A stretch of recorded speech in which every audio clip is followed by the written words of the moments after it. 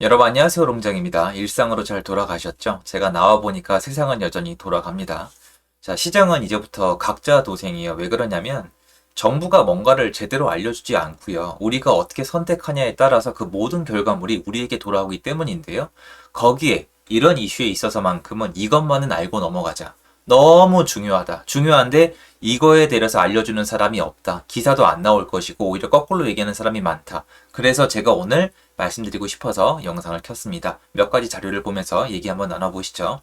시청하시기 전에 구독하기, 좋아요, 멤버십 부탁드리고요. 멤버십은 매주 토요일 라이브를 진행하고 있습니다. 그리고 제 강의 정보는 아래 링크에서 확인이 가능하세요.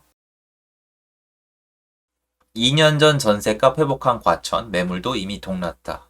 자, 두 가지는 좀 짚고 넘어가죠. 첫 번째, 과천이 전세값을 회복하는 게 지금 한창 진행 중일까요? 아니면 시작 단계일까요?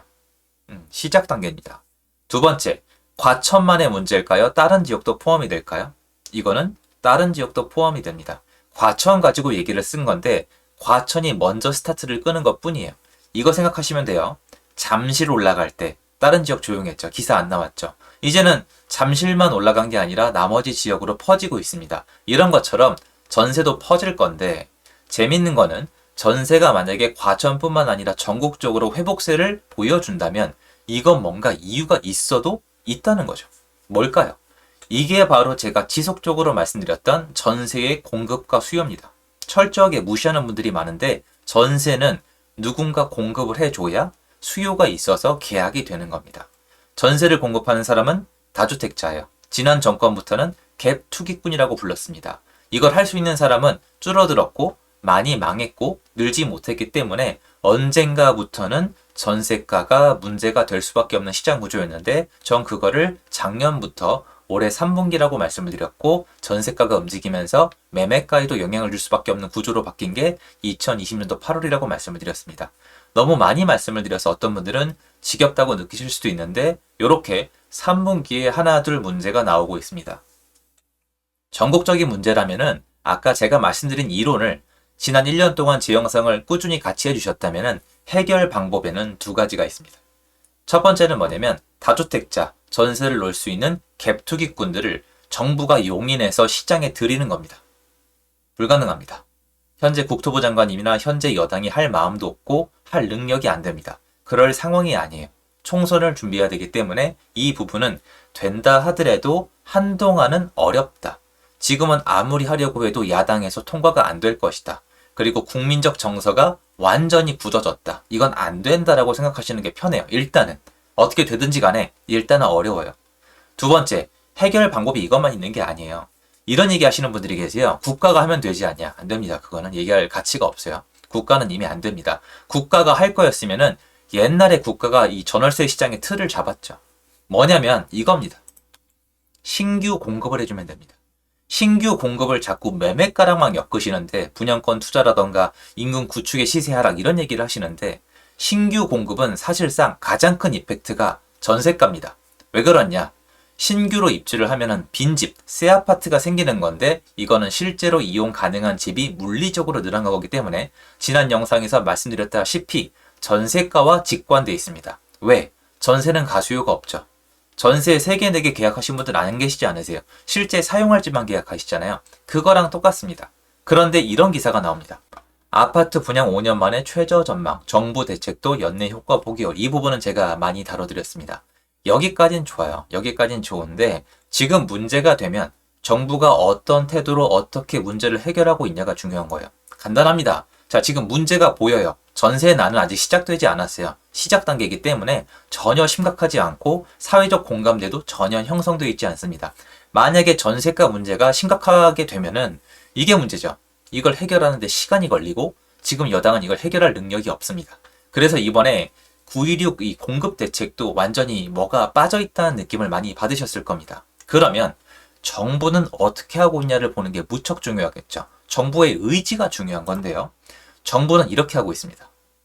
정부는 고양, 대곡, 화전, 김. 아이고 여러분 죄송합니다. 제가 실수를 했네요. 이게 21년도 기사입니다. 21년도 4월 달이니까 이건 현 정권이 아니라 저번 정권 겁니다. 죄송합니다. 큰 실수를 했습니다. 이거 보시면은 고양, 대곡, 화전, 김포고촌, 하남, 감북, 신규 택지 어디로 요거 얘기 나왔던 게 전 정권 건데 제가 깜빡했습니다. 요번 정권 거를 보여드리겠습니다.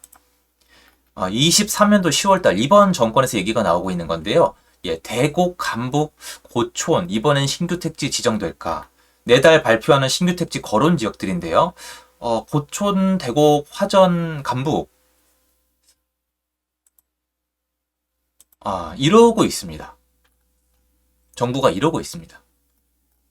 무슨 얘기인지 궁금하시죠? 여러분께 여쭤볼게요. 만약에 정부가 진짜 고민이 많아요. 뭔가 정권이 바뀌었다는 생색도 내고 싶고 주택 공급이 부족하니까 뭔가 한번 진짜 도와주고 싶어요. 그러면 일을 열심히 할까요? 안 할까요? 일을 열심히 하겠죠. 여러분이 만약에 회사 사장인데 직원이 이렇게 오면 뭐라고 하시겠어요? 김 과장, 이번에 우리 이거 새로 건물 하나 살 테니까 후보지 가져와봐. 아유, 부장님 여기 있습니다. 제가 밤새 작업했습니다. 이거 작년에 했던 자료랑 똑같네. 아유, 죄송합니다. 이렇게 되겠죠. 이거예요. 노력을 하고 있다, 안 하고 있다? 하고 있지 않다는 겁니다. 그냥 반복이에요. 무슨 말이냐? 지난 정권이랑 똑같다니까요. 부동산 정권은 바뀌지 않았어요. 정치 얘기하는 거냐? 비난하는 거냐? 이러고 에너지 낭비하지 맙시다. 이게 중요한 거죠. 해결이 될까요? 해결이 될까요? 지금도 공급이 부족해. 앞으로도 부족해. 그리고 비전도 안 돼. 그런데 지금 전셋값은 문제야. 이 영상이 얼마나 신선한 거냐면 여러분 주택이 부족하다는 게 아니에요. 전세가 부족하는 게 문제는 거예요. 왜냐면은 신규 공급이 있어야 전세를 잡아요. 전세를 잡는 제일 좋은 방법은 갭 투기꾼이 폭발적으로 들어오든가 신규 공급이 많을 수밖에 없는데요. 보시다시피 여러분이 우리 상식적으로 다주택자가 지금 있어요. 할 수가 없다니까. 이게 공감이 안 되는 것 뿐이에요. 진짜 못해요. 진짜 또라이 아니고선 잘 못해요. 하는 분들 계시긴 계세요. 초고수 중에 있겠죠. 근데 지금 이게 정말 제가 말씀드리는데 사실 고수의 영역도 아니에요. 고수냐 아니냐의 영역이 아니라 상식적으로 다주택자가 안 늘어나야 정상이에요. 이 기본 시스템이 파괴가 됐거든요. 그러면 전세를 놓을 사람은 아웃되고 있습니다. 아웃됐고 늘지도 않아요. 빌라는 더 심합니다. 그런 상황에서 신규 공급에 대해서 이런 지금 성적표를 받았던 정부가 한다는 게 전 정권이 했던 거 그대로 재탕하고 있어요. 그래서 3기 신도시를 계속 얘기하는 겁니다. 그러면 여러분이 여기까지 봤을 때, 여기까지 평가했을 때 정치적으로 말고요. 여당, 야당 말고 여러분이 객관적으로 이거를 봤을 때 뭔가 해결책이 나올 것 같으세요? 안 나올 것 같으세요? 전 정말 깔끔하게 정리해서 해결책이 안 나올 것 같거든요. 지금 이 상황에서는. 그럼 어떻게 해야 되겠어요? 그러면 매매가 상승 말고요. 매매가는 또 여러 가지 요건이 있고 매매가에 대해서 제가 많이 말씀을 드렸지만 전세가에 대해서만큼은 여러분이 대비를 하셔야 될 거 아니에요. 그럼 누구한테 얘기하는 거예요? 저는 전세로 살고 있는 분들이나 월세로 살고 있는 분들이나 지금 무주택자인데 전세로 살 계획을 하고 있는 분들에게 말씀을 드리는 거지 집이 있는 분들이 더 투자해라 이런 내용이 아니잖아요. 이거를 아마 많이 안 들어주실 거예요. 그런데 정부는 앞으로 이제 시작되고 있는 전세가 상승에 대해서 해결책이 없고 마음도 없고 노력도 하고 있지 않아요. 정부는 지금 다른 일로 굉장히 분주하고요. 그 일로 분주하다는 이유로 뭐라고 할 수가 없어요. 여러분이 중간고사, 기말고사 때문에 바쁘다. 여러분이 졸작 때문에 바쁘다. 토익시험 때문에 바쁘다. 취업 준비 때문에 바쁘다. 이거랑 똑같아요. 사실 제가 그 편을 드는 건 진짜 아닌데 똑같아요. 총선 대비하기 바빠요. 여기 지금 에너지 안 쓰고 있는 거 안 보이세요? 그러면 지금은 이제 단계가 시작이에요. 제가 말씀드렸잖아요. 이게 중요해요. 이제 시작이라고요. 얘네가 본격화됐을 때 해결책이 나올까요? 해결책이 늦게 나오면 시장이 망가지는 게 문제가 아니라 해결에 오래 걸려요. 주택 공급에 문제가 생기면 2, 3년은 기본으로 계속 올라갑니다. 똑같아요. 근데 지금 시장에서 제 영상을 계속 보셨다면 전세가가 만약에 안 잡히고 계속 올라간다면 매매가에 영향을 줄까요? 안 줄까요? 매매가에 영향을 안 줄 방법은 하나밖에 없어요. 월세 시장으로 도망가는 겁니다. 월세 시장에 대해서도 전 충분히 다뤄드렸습니다. 그러면 전세가가 많이 올라가서 전세에 이탈이 생겨난다면 그분들은 어디로 갈까요? 여러분이라면 어디로 가시겠습니까? 도망갈 때가 점점 줄어들고 있고 이걸 해결할 수 있는 공급책이 줄어들고 있고 결정적인 해결책인 신규 공급이 앞뒤를 봐도 답이 안 나옵니다. 이 상황에서 우리는 어떻게 해야 될까요? 이걸 아무도 얘기를 안 해주고 있는 상황이 저는 굉장히 답답한데요. 여기에 해당되시는 분들은 계획을 맞게 세우셔야 됩니다. 왜냐면 보셨잖아요. 여러분 전세로 사서 들어갔어요. 전세로 살고 있는데 2년 지나니까 전세가도 더 올랐고 매매가도 더 올랐다? 이게 진짜 화나거든요. 맞지 않습니까?